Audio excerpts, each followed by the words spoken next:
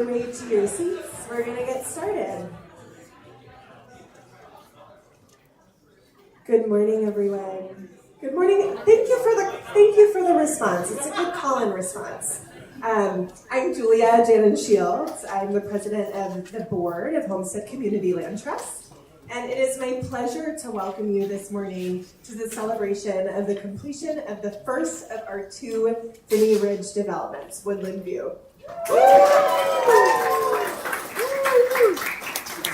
It's hard to imagine that this neighborhood was once forest and meadows, but even then it was not uninhabited. This site reflects generations of change. This is the third generation of structures to stand on this land. And with that comes responsibility.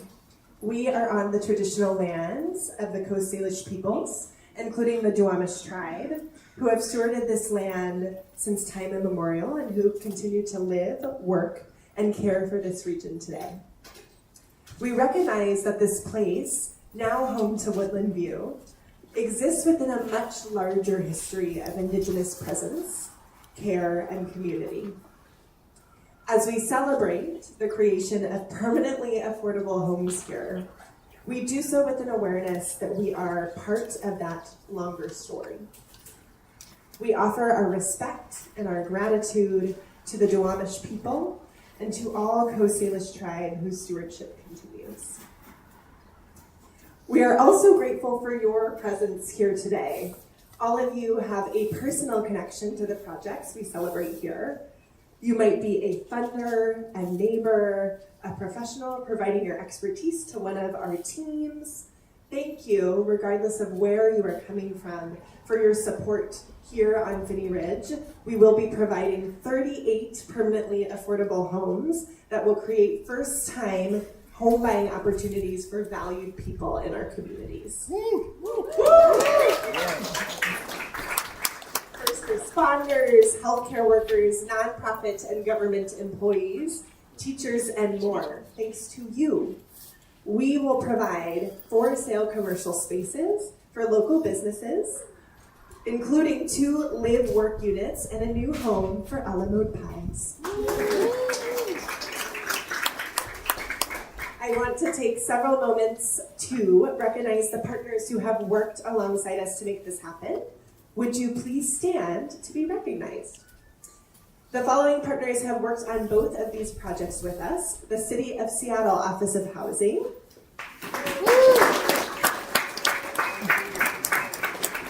the Washington State Department of Commerce, Edge Community Builders,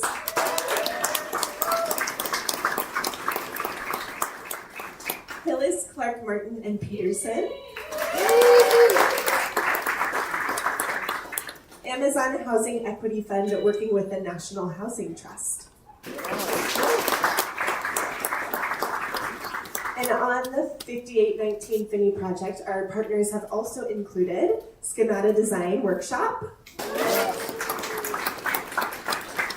and First Fed Bank.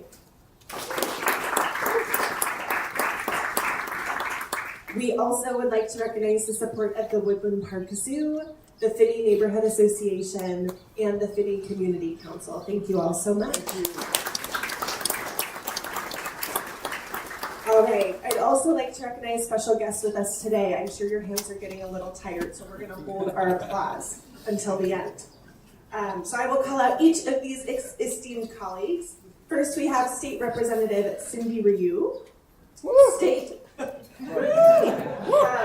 Representative Gary Pollitt. Yes, Jerry. Seattle City Council Member Dan Strauss. Yes. Yes, I liked that. State Senator Javier Valdez. King County Council Member Jorge Barón. Former State Rep Eric Pettigrew. And former State Senator David Front. All right.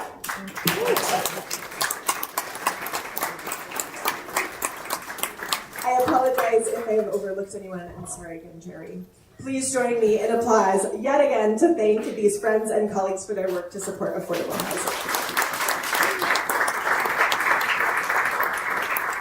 It is my honor and pleasure to introduce our first speaker today. David Frack serves currently as Deputy Policy Director for the state of Washington, where he plays a central role in shaping and advancing the governor's policy agenda across a wide range of issues, including housing, transportation, and economic development. Known for his pragmatic approach and deep knowledge of state government, he works closely with agency leaders, legislators, and stakeholders to translate policy priorities into actionable strategies. Frack previously served in the Washington State Senate, representing Seattle's 46th legislative district. During his tenure, he built a reputation as a thoughtful and effective legislator, with particular leadership on transportation funding, capital investments, and education policy. He was a key architect of major statewide transportation packages and worked across party lines to advance complex, high-impact legislation. Before his time in the legislature, Frack practiced law, bringing a strong legal foundation to his public service approach. Across his roles, he is recognized for his ability to navigate complex policy environments, broker agreements among diverse interests, and keep long-term public benefit at the center of decision-making. Welcome to you, Deputy Director Frack.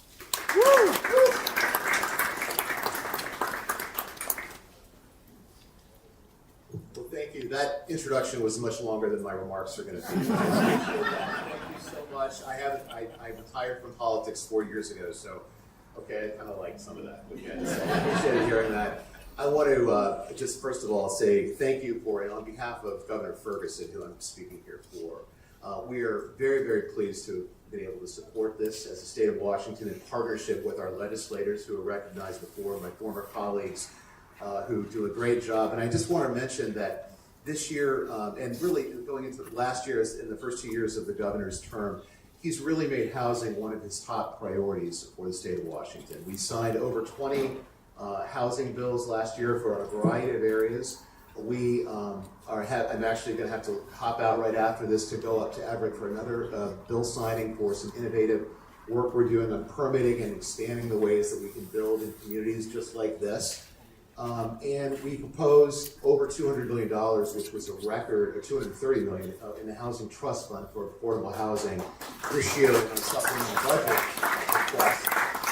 And I'm really pleased that the legislature, all of our colleagues here, Javier, Cindy, Jerry, I don't know, Senator Frame was not here today, but I know she's been very supportive of this project, all leaned in to support a really strong housing trust fund investment, one of the records for the supplemental budget. So we're really happy to do that. And the reason that's important is the housing trust fund helped provide some of the funding for this particular project a few years ago. I believe it was about $2.5 million, and I know there's more funding that's available. They've got a great team.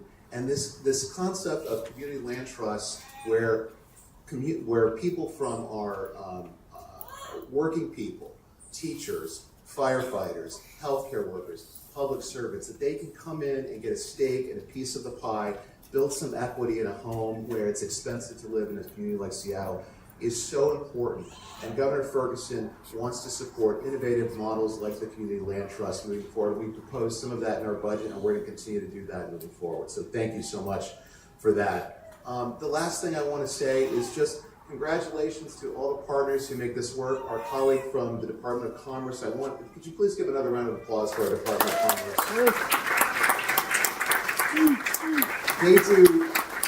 There's a lot of people. One of the things I've determined when I left the legislature and came back in to serve the state of Washington is there were so many things I didn't know about how many public servants throughout the state of Washington are working to make our communities better. And Commerce funds, and they work through all of the contracts and distributing the money that we appropriate and do it in a really fine way. So thank you again to the Department of Commerce for your great work in helping to make this happen. Lastly, I just want to say congratulations to all the partners. A special thanks to Marilyn and is it Shakur, I believe, who donated the land here. Thank you so much. I was reading a little bit about your background. You're a former teacher, and my mom was a teacher, and we all love our teachers. And I think the fact that you are helping teachers and younger teachers, or potentially, I'm sure we'll have some living here, getting a piece of the pie, is really, really important. So thank you for your foresight in doing that. Thank you again for having us here. And on behalf of Governor Ferguson, thank you again. Thank you and congratulations to the great work that made this happen.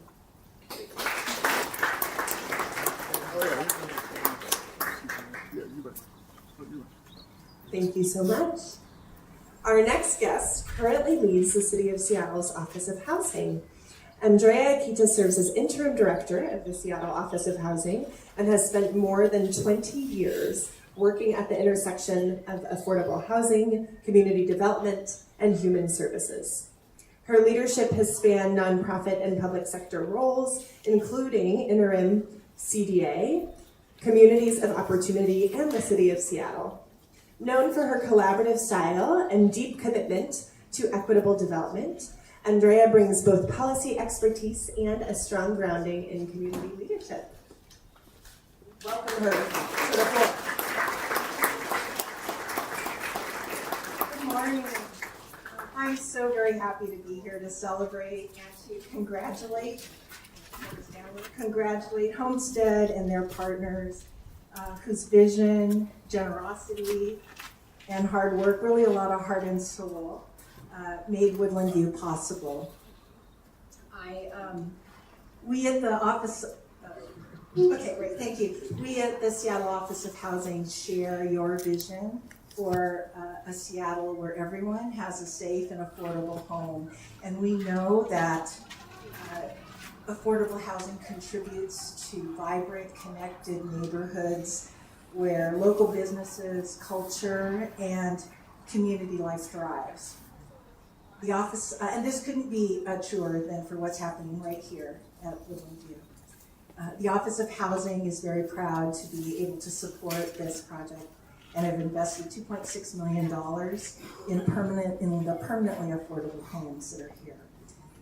These are all resources that have been generated through support from the people of Seattle, who we thank for making local affordable housing dollars a priority.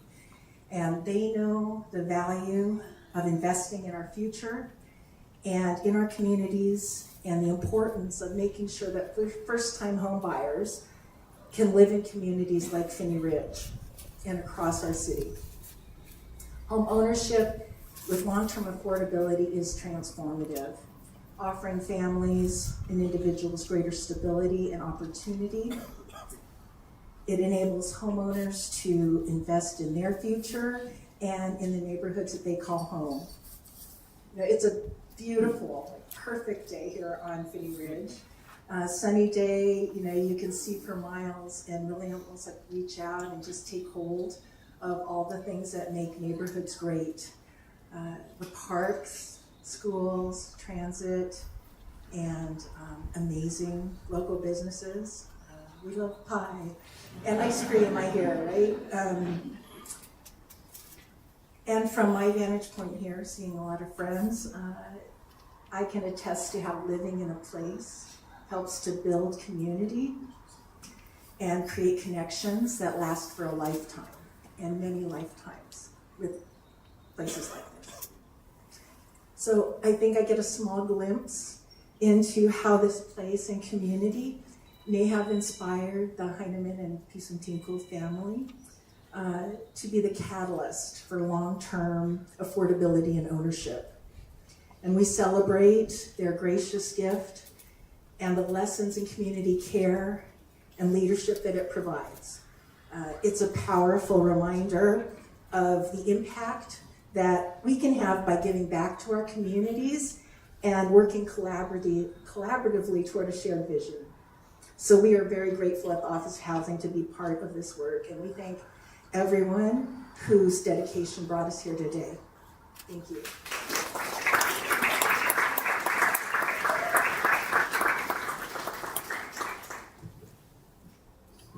Let's try this. It's good. Do you Do you trust me to do it on my own? I do. Okay, we've done it. Thank you so much, Interim Director Akita.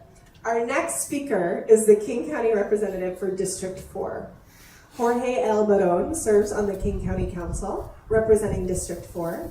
He brings more than 2 decades of leadership dedicated to advancing justice, expanding opportunity, and protecting the rights of vulnerable communities. Prior to joining the council, Jorge served as executive director of the Northwest Immigrant Rights Project, where he led one of the nation's largest legal services organizations focused on ensuring access to representation and due process for those most at risk.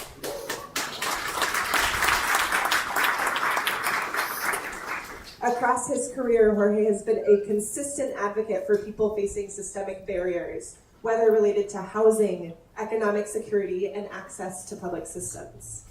On the council, he works to advance policies that strengthen communities, increase housing access, and ensure that King County works for everyone. Please join me in welcoming him to the podium.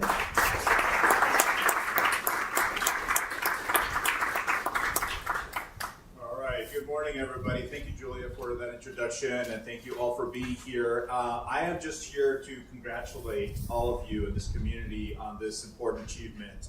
I'm just honored, and I was thinking, as Andrea mentioned earlier, beautiful day. It's a little crisp, but just getting, just walking around here, reflecting, and as I was coming over here, just looking at the beautiful snow-capped mountains.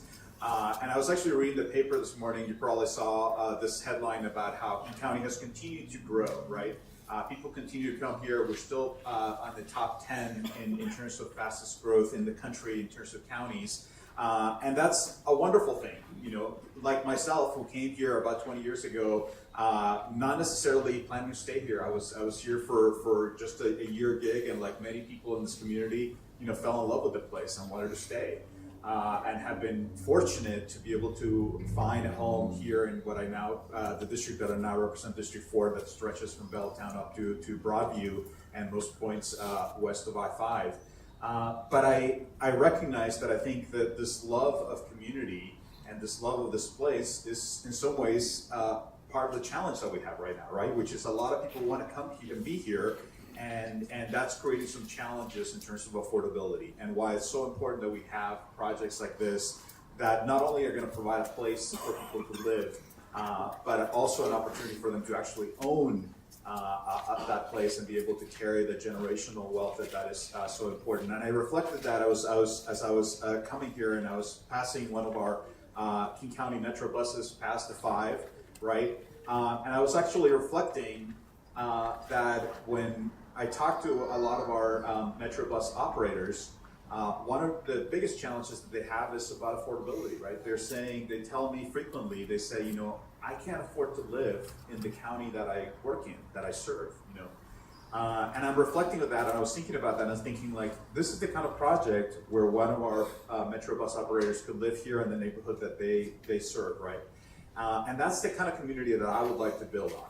That is something that I think the county is very committed to, that I think it's wonderful actually to see the partnership that we have people here from the state, from the county, from the city, and then the partnership of wonderful individuals who have committed to making that vision a reality. So I want to congratulate everybody here. I appreciate that people from all areas are here coming together. This is what gives me hope. I know we're in a moment right now where I think there's a lot of concerns that we have, rightly so, of attacks on communities. But when I come to this moment, this is what gives me hope for the future, right? That so many people have come together to make this physical project happen, that are literally going to be homes for people for the future. And that is how we make progress, how we make sure that we have a better community where people can just walk to the grocery store, walk to the school, walk to the zoo across the street, right? That's the kind of community that we all want to build. We should celebrate that vision. Congratulations, Kathleen, to you and your team for making it a reality, and congratulations to all of you who have played a part in making this vision a reality. I'm honored to be here with all of you, and congratulate just the entire community for this big achievement. Thank you.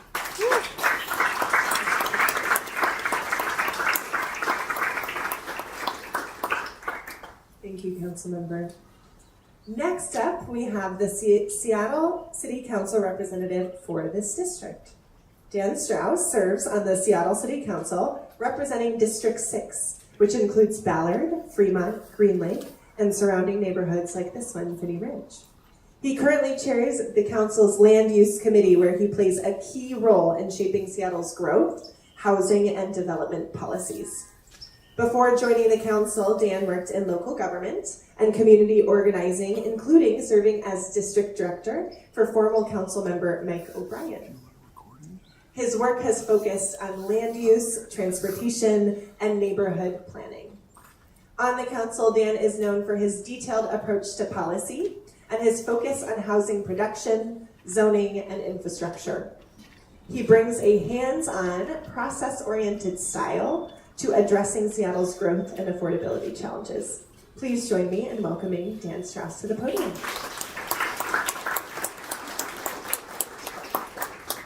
Good morning. I'm Councilmember Dan Strauss, elected by the people of Magnolia, Fremont, Finney, Green Lake, Greenwood, Crown Hill, Ballard, many other micro neighborhoods, and it's an honor to get to represent the entire city of Seattle.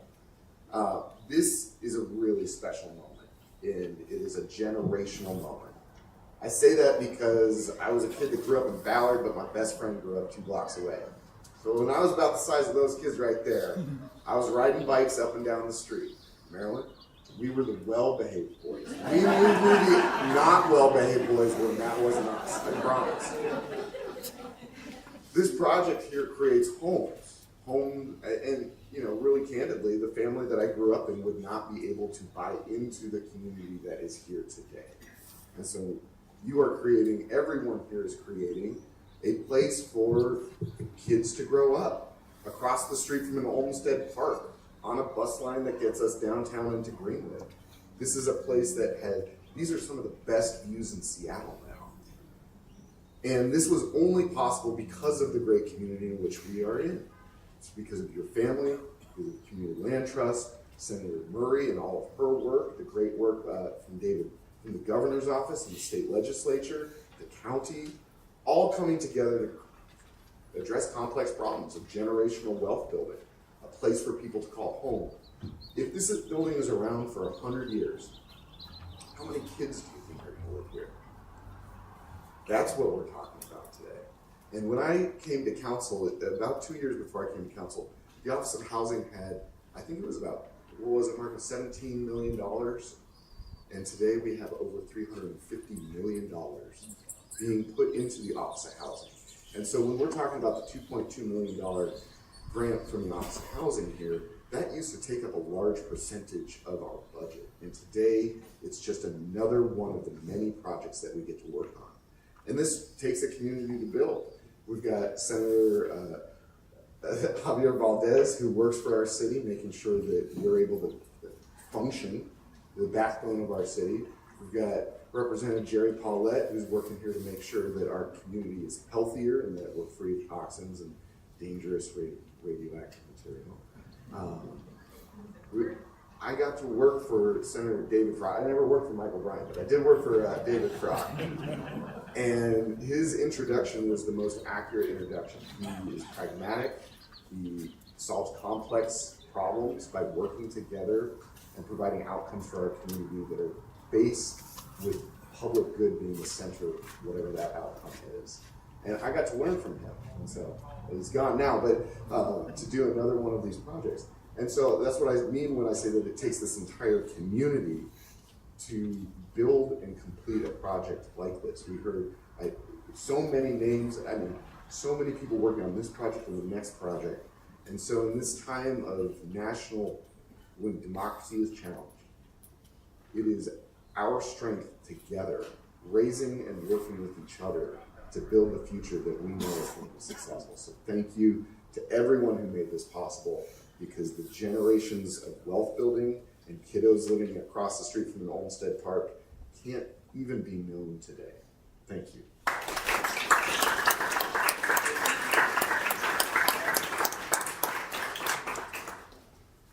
It's now my pleasure to introduce you to one of the people who has shared our vision for Woodland View and what will be a hub for this neighborhood.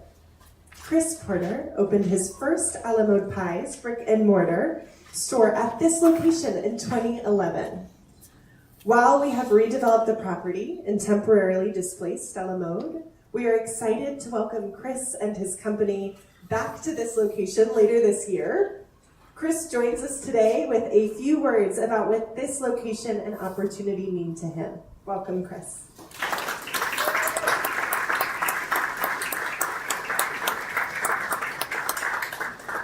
Well, thank you for inviting me to the party. I'm super excited for this opportunity. It seems like it's been years in the making and talking about it, and so to be at this moment is really exciting. You know, when I opened on the corner in 2011, I was really just a scrappy home cook with a little bit of entrepreneurial spirit and a love for pie. And it's really evolved and grown into something that really humbles me and kind of surprises me at times. To think that neighbors were walking down the street during construction and asking almost every week when we were going to reopen. It's amazing. It really is. So I want to thank Shakorn in Maryland. I mean, you are a wonderful landlord. I'm so cold. You are a wonderful landlord, and to think that you gifted this property and in the same breath mentioned my name and really made sure that I was a part of this project. I will forever adore you. And to Kathleen, Homestead, there's a lot of financial insecurity when you run a business. To think that people would come to you years before something happens and say, we got you, here's what's happening, we want you to be a part of it. They've communicated every step of the way, and I'm just super excited to be a part of it, so thank you. I really appreciate it. And lastly, I just want to say, like, much like the residents that are moving in here, you know, I'm a Seattle native, and you kind of, having grown up here, you're really just looking for an opportunity to take your life in a different direction.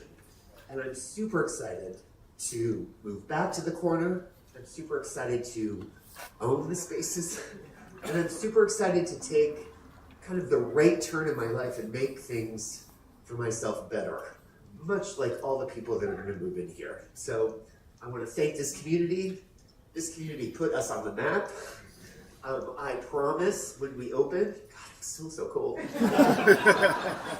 I promise when we open that the same love and care that we opened with in 2011 will return to this corner in, hopefully by this Thanksgiving, maybe by the end of the year.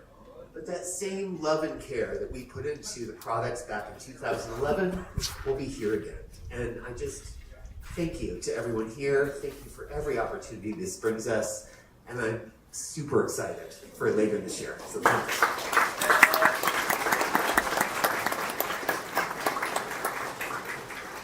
Thank you, Chris. And thank you for the amazing pies we'll sample today during the reception. Stick around. I know it's cold. It's very cold. So our last speaker is our president, Kathleen. Our president and CEO. I have the opportunity to work with different folks as Homestead's board president, our board members. If there are any board members here today, right before we get to Kathleen, would you please stand? Or former board members, I'm making eye contact with them. Thank you. Thank you for all of your work, and thank you to our fearless leader, Kathleen. There's no words that could intro Kathleen.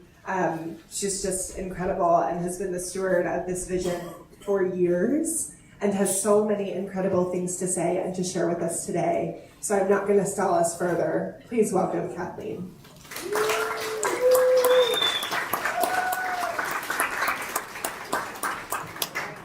They don't trust me to they just trust Julia to adjust the mic stand, but thank you so much, Gabe. You're going to get a chance to tour the homes after this program. I'm going to wrap this up as quickly as we can to get you inside and warm.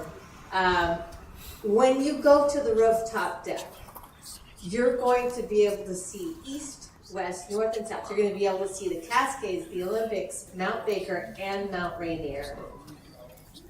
And I like to say, this is one of my little catch things that I say is like, we're building homes with a view, of the future. An affordable, environmentally sustainable, and equitable future. So I hope when you, thank you, yeah. So I hope when you are on the roof, you think about that, of what we are building together for this generation and for generations to come. And thank you, Julia, for steering us through this ceremony. We have an important dedication to make as we come to the close of this celebration. Before I get to that, I want to extend my personal thanks to several people. People who, one is able to be here today, but two are not. First up, I would like to thank Marco Lowe. Marco, I'm going to wave.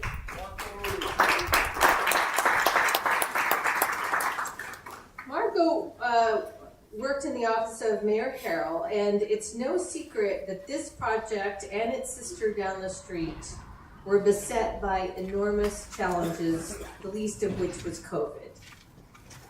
From that to COVID-related price increases, to bureaucratic hurdles, and yes, even a NIMBY challenge. We had every possible obstacle thrown at this project and the one down the street. And Marco was the one that I would text and say, help! And Marco is one of the reasons that we are here today.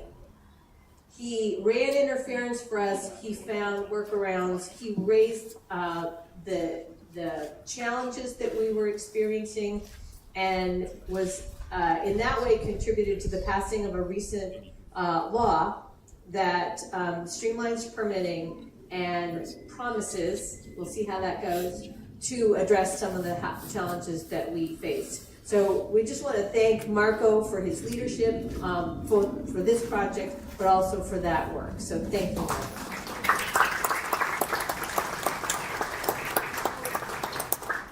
I'd also like to thank Michael Winkler-Chin, who until recently was the director of the Office of Housing. Michael can't be here today. But Michael has been a long champion of practical work that moves communities forward. When I was not able to be here at the groundbreaking for this project 20 months ago, Michael's presence at this event anchored it and the one down the street in context. A beautiful neighborhood, a neighborhood of opportunity that now will be open to more diverse homeowners. So thank you, Michael, for caring about and measuring what matters.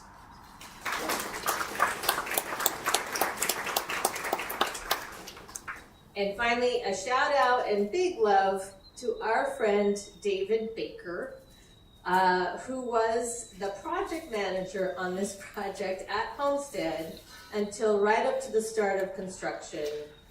He's gone on to work for Bellwether Housing. We had planned to have him here today, but he had a family emergency. So David, if you're watching on the live stream, hey, everybody wave at David.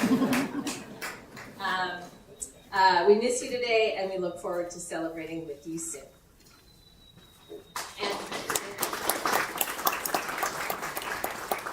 And one last thing, we want to thank the people of this neighborhood. There were actual neighbors that came and advocated for this project, both physically and online through the SDCI process, when we did face that NIMBY challenge. If you are a member of the neighborhood who supported this project or was part of that advocacy, would you just raise your hand?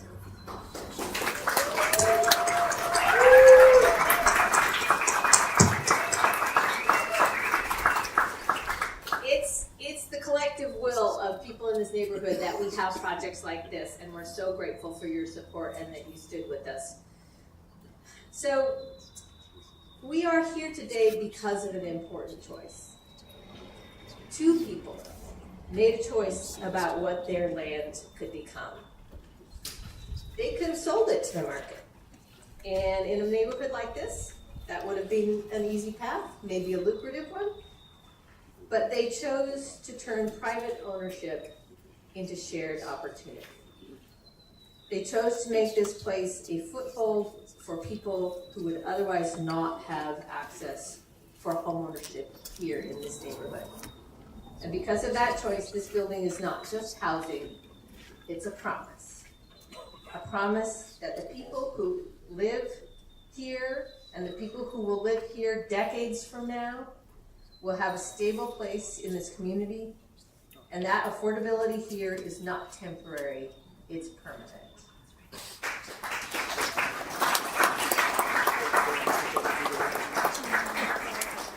That kind of decision doesn't happen in isolation, so we want to recognize Shakorn Shutikul and Marilyn Heineman for their gift. We also, at the same time, we want to thank Grace Kim and Mike Mariano of Schemata Workshop, who helped make the connection that brought us together with Shakorn and Marilyn.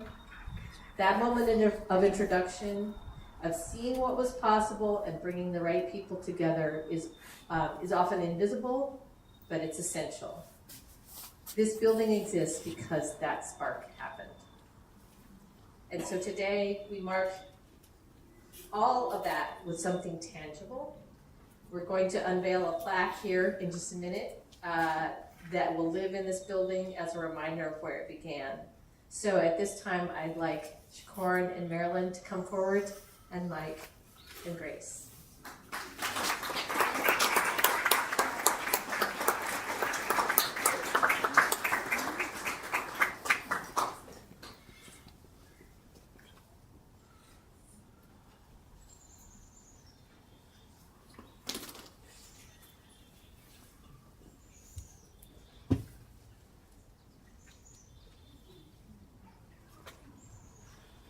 You can take it off the stand.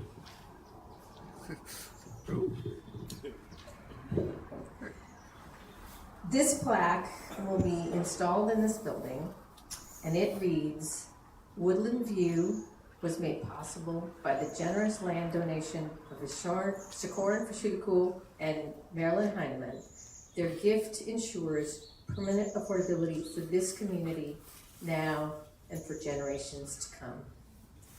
This is not just a dedication, it's a statement of values. It tells the truth about what it takes to create lasting affordability, vision, generosity, and a willingness to do something different. Shakorn and Marilyn, on behalf of everyone at Homestead and everyone who will call this place home, thank you.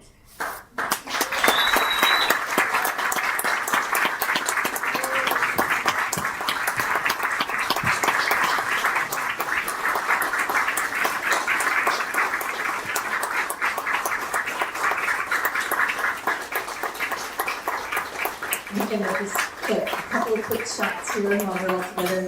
Tell us what to do, Michael.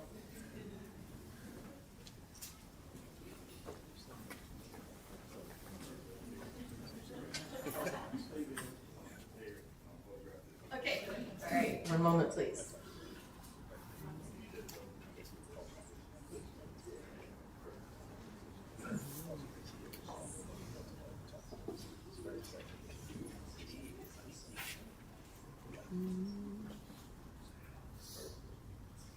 One, two, right here. One, two, and three. And breathe. One, two, and three. Perfect. Thank you so much.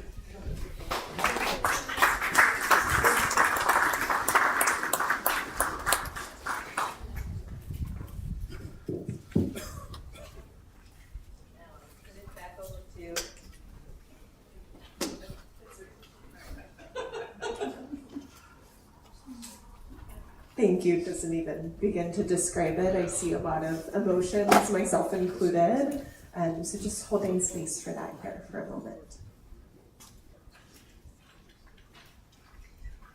All right, y'all. We're going to move into the final part of our program. Your fingers will be warm soon. And here's how it's going to work. First, I'm going to give some instructions about how the ribbon cutting is going to go. So don't leave yet. Don't leave yet. See some movement. We will all head out together through the garage and make our way to the front of the building.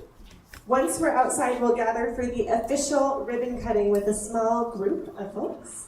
After the ribbon is cut, we'd love for everyone to take part. So you'll have a chance to come up and get your photo in front of the building as well. Once you've had your photo taken, you can come back inside through the front entrance where we will have snacks, and refreshments waiting. You're also invited to tour the building and explore the homes and shared spaces, including that rooftop that Kathleen mentioned. But before we head outside, we're going to take a moment to celebrate right here. You will see bubble wands being passed around. You might already have a bubble wand. Go ahead and grab one if you don't.